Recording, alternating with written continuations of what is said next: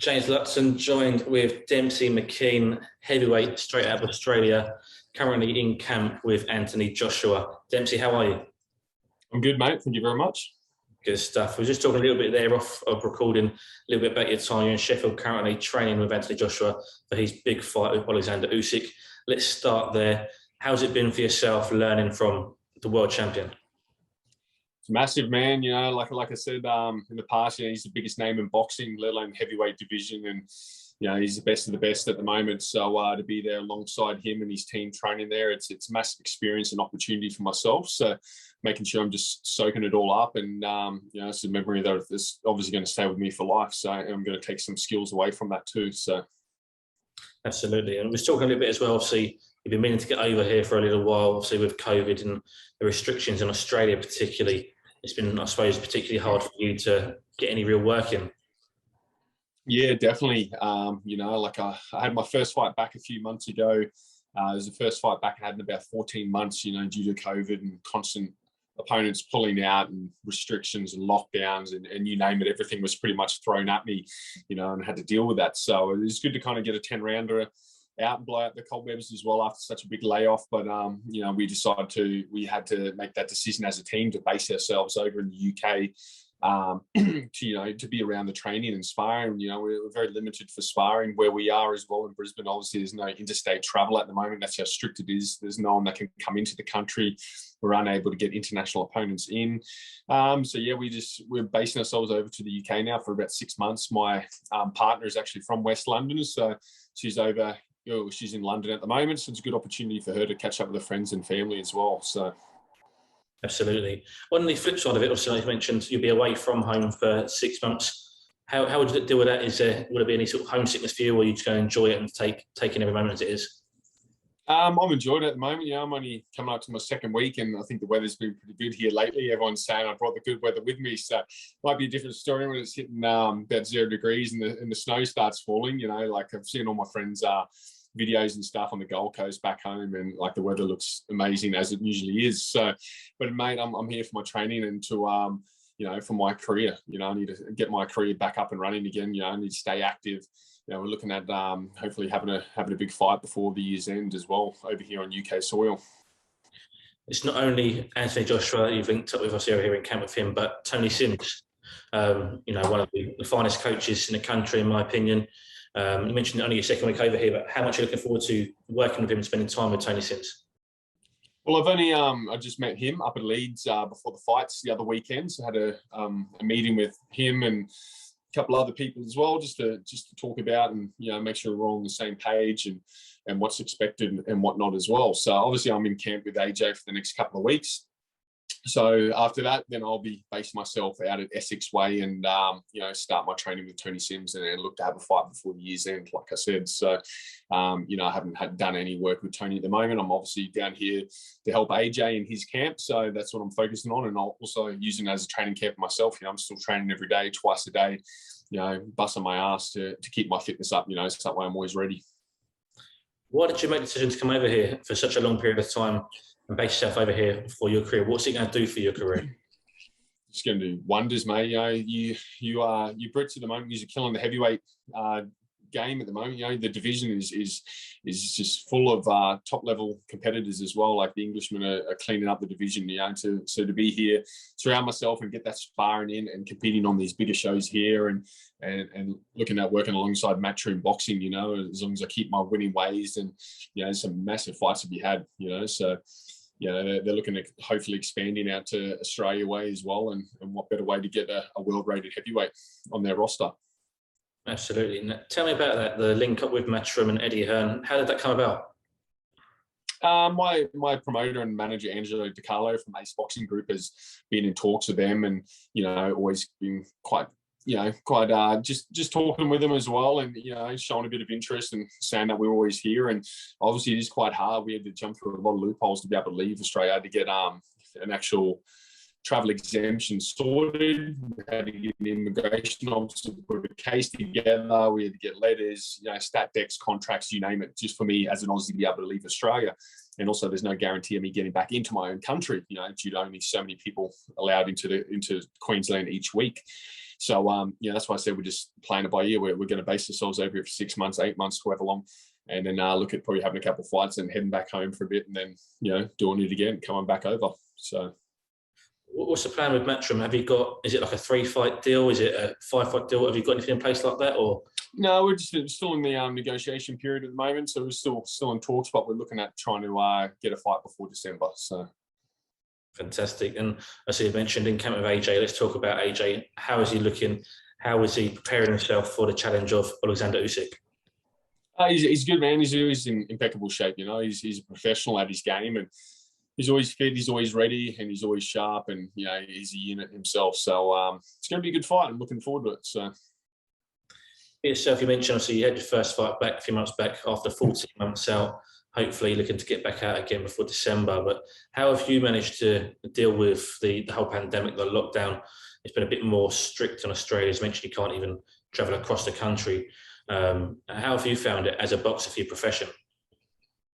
it's hard. It's definitely hard, you know, especially, you know, we need to fight. We need to, you know, need to get our ratings. We're currently rated number 11 with the WBO and the IBF. And, you know, we're not moving up because we're not fighting. We're not fighting international opponents. So it's massive. And that's why I said we had to make that decision and come over here and pursue those fights. And like, yeah, I'm going to level up, let alone with the sparring, let alone with the competition and the fights here as well. So, you know, I'm really excited for the future. And, you know, I'm settling in well. And, you know, like I said, my partner is from London. My parents lived here for many years back in the day. My mother's side's English, so this is kind of a home away from home for myself, you know. And obviously, my partner's got her friends and family here too, so it's not like I'm completely alone, which makes it a bit more, you know, a bit more at ease for me to kind of settle in.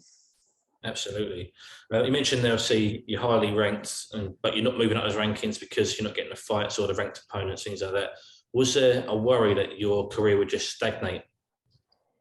100%, and it would. I guarantee if I stayed in Australia and we were just waiting for COVID to let up or waiting for the restrictions to ease, it would 100%. We you know, we've got only like the bare minimum of sparring partners. You know, we're sparring good guy Taramoana back in Australia. He's a good prospect coming through, but that's one guy. You know, from where I'm from locally, we can't get guys interstate. We can't travel interstate for sparring. You know, it is limited, as I said. So to be here, mixing it up, and, you know, you guys, there's plentiful amount of heavyweights around, so I'm not going to have a shortage of any sparring partners anytime soon. So, absolutely. In terms of yourself over here in the UK with Matchroom, you know, so you're hoping to have a fight before December, and as you mentioned, it's the heavyweight division in England is thriving. For yourself, is there anybody you sort of looking at, you think, okay, I'd like to fight them, or anybody you're looking at are realistic opponents? Yeah, or is that something that's coming later, or is that out of your hands? Are you fussed on who you fight? not really, you know, like obviously, like we're looking at a fight, trying to get our name and exposure out there, and then we're going to be looking at some big names, obviously, now that I'm rated. So, you know, someone else in the top 15 sanctioning body would obviously help my ratings a lot. You know, after watching we've been in talks about the Filip Hrgovic fight in the past as well, and obviously with the restrictions and not being able to leave the country, no guarantee of getting back in. And yeah, it was a nightmare. My coach couldn't even come over with me. Obviously, he wanted to come over for the training camp, but, you know, we had to base ourselves over for a long period of time. Obviously, he's got other world-rated fighters from my gym back in Australia that he's got a coach, he's got a business, he's got a family. You know, he just can't uproot and go to the other side of the world with no guarantee of coming back. So, you know, now that I'm based here, I'll be working alongside Tony Sims. You know, I think there's going to be some good fights to be to match up for sure. You mentioned there, obviously, Filip Hrgovic. It's been mentioned previously. Is that a fight you're keen for? I think it is, yeah, 100%. You know, so especially his with Matchroom as well, could be an easy fight to match later on down the track. You know, obviously he's quite highly rated. I think he might be number 4, maybe move up a slot after his recent fight on the weekend. So yeah, I think that is definitely a fight that could be made in the future for sure. But for yourself, as mentioned, you know, as fighters who are above you, things like that, was a big names always get thrown about with, especially with prospects like yourself. But as of now, who would you say is realistically a viable opponent for yourself? Is there anybody there that you're looking at saying, actually, I could look at leapfrogging them in the rankings? Or yeah, I think Agit Kabayel, the German, I think he'd be a good matchup as well. Like, I think he's probably the same position I am as well. He's probably on the verge of looking for that one big fight, you know, like that big name fight. Obviously, he fought Chisora, you know, many years ago, but I think Chisora took that fight on 10 days' notice. And, you know, Chisora's through leaps and bounds in recent times as well. You know, his career started to skyrocket again, you know. So Yeah, I think Agit Kabayel would be a good fight for me. Me and him, I think he's a bit more higher ranked than myself, but I think we're in the same position. Absolutely, it's a great fight there to be made straight off the bat there. Yeah. So I'd love to see that myself personally. You know, I think he's former European champion, so he's at a good level, like you say. Yeah, definitely, for sure. Absolutely. In terms of sparring, so you're with AJ in camp at the moment, but again, with the quality of the heavyweights over in this country, have you got any other future sparring set up? Anybody, any big names you're looking at working with?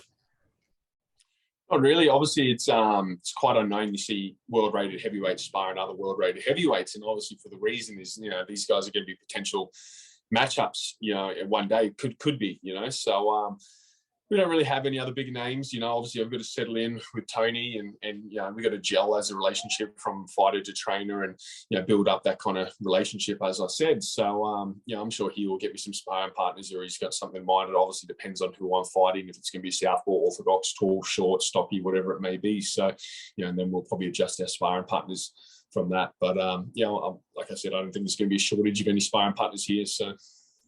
What's that like for a fighter? The transition from being a prospect to sparring the big names to being a ranked fighter, sparring as prospects. Yeah, definitely. It's never really looked at it like that, to be honest. You know, over in Australia, we take what we can get with the sparring as well. You know, so and we fight whoever's in front of us. So, but yeah, you know, like it's massive for me to be, you know, alongside the AJ team, and you know, see how professionally run everything is, and the camps are set out, and just how friendly and just professional their whole team is. You know, really making me feel at home and at ease, and it's quite easy to settle in there, which is good. So obviously it can be quite daunting coming over to the other side of the world and coming into a different camp, and obviously with the number one name in boxing, the world champion. So you know, it's really good. I'm picking up a lot of stuff as I'm coming along. You know, these guys are all helping me, and obviously I'm helping them too. So absolutely. Let's talk about the current affairs in boxing. It's been a big weekend in the sport. We've had the Triller show, Evander Holyfield, yeah. you know, the MMA crossover fighters, the YouTube fighters. As a pro yourself and somebody who's dedicated their life to boxing, what do you make of that side of it? It's shocking, you know, like Evander Holyfield should never have fought, you know, 58 years old, and watching the video of him on the pads and stuff, you could see he's not quite with it, like as a elite sportsman. And Vitor Belfort was only competing about fucking 5 years ago. Sorry, my language, about 5 years ago. So, you know, like he's a bit of a beast himself. So that was always going to go one way. And then Anderson Silva versus Tito Ortiz, you know, that's another one. Ortiz hasn't really competed in a long time either. And, you know, the sad thing is they're probably making a lot of money off these freak shows, as you could say. You know, like these boxing fights shouldn't be run, you know, let alone promoted and on the big screen either. So I think it is bad for the sport, especially, you know, some of these people's fighters' healths are at risk as well. You know, like Evander Holyfield is 58 years old. Look how much damage he's probably taken in his past and sparring and fighting. You know, 58 years old, you shouldn't be taking hits like that. So it is unfortunate, and unfortunately, it's probably not going to end because it sells. People watch it, you know, and they're making money off it. So they're just going to continue on rolling through. So that's the sad part about it. And unfortunately, it's not just the ex-retired fighters, the YouTubers, the celebrity boxing. Also, this weekend, we had Oscar Valdez compete, defending his world title after failing a drugs test. He was positive on his A sample and B sample and was still allowed to fight. I mean, I didn't even hear about that. So yeah, far out. Yeah, I mean, what does that say to fighters? You know, essentially, he was given a free pass to fight, failing. I mean, what message does that send out? Yeah, well, it sends out a message saying it's okay. It's okay to do this. You're not going to be punished or anything. That's geez, who's to blame for that? It would be the sanctioning bodies for even allowing that fight to take place in the beginning, is it? Did they put that to the public and the media before the fight, or was that after the fight? So it came out about a week before the fight that he failed his sample A. Then they said he failed his sample B2. WBC allowed him to fight and defend his world title, and a commission out in America allowed him to fight under their commission. It's madness. It's actually just proper madness. So there's another thing. That's another thing to add to the list of boxing as well. You know, it's not really giving the sport a good name, is it? So that's unfortunate that's even happened, and let alone take place. And you know, it's probably lucky his opponent didn't get injured. I don't know how his opponent would have felt going into that fight you know, knowing that his opponent's a drug cheat, you know, and getting that extra edge over him. So, yeah, that's bad. That's really bad, actually. So, what's it for yourself? Somebody who's coming through, you know, I class yourself as a heavyweight prospect, somebody who's making their way, and like I say, you dedicated your life to the sport, to see let's say the corruption at the top of the sport. Again, it gives out the wrong message. What does that say to you? When is it driving hardcore fans away from the sport? I know a lot of people who now will watch UFC, for example, rather than boxing, because you don't get the matchups like the UFC do. And also with this carry on, it's not going to put boxing in a good light. No, definitely not. So, yeah, so it is unfortunate. It's very unfortunate, but you know, like, I don't even know why these guys would risk something like that, you know, at the top of their game. You know, like, well, why risk it? We're not going to get in trouble for it, I guess. So, like, he hasn't been punished, you know. But for me, I wouldn't even dabble in that, let alone risk that. You know, why would you want your name to be tarnished at the top level? Because once you get labelled as a drug cheat, we all know that does not go away. So, you know, sponsorships, fight opportunities, they're probably going to drop off too. So, I don't know what these guys are thinking or teams are thinking for allowing these guys and fighters to be able to do that. But like you said, we see that time and time again. There's constant pro fighters that are getting busted for drug cheating and blaming it on certain things or meat or supplement or whatever it is. But really is, you got to be conscious of what you're putting in your body. So, you know, it's up to you and you alone what you put in your body, and you're responsible for that. So, yeah, it is. It's hard, you know, especially when I'm out here and slaving my ass off, and hopefully none of my opponents think to do that or dabble in that either. So, absolutely. And finally, Dems, before I let you go, just a quick prediction. Obviously, you're in the AJ camp. Anthony Joshua Usyk. We're not far away from the fight now. How do you see this one going after working so closely with AJ? I think regardless of I'm in camp or not, I was picking AJ before I was in camp, and I think he's just too big, too strong, too powerful, too experienced in heavyweight. I think he gets late round stoppages over Usyk. Usyk's still a hell of a fighter and a competitor, but I just think he's a bit out of his league in the heavyweight division. So, yeah, I reckon AJ late round stoppage. Demsey, appreciate your time. Thank you very much, and hopefully we'll speak soon. Lovely. Thank you. Cheers.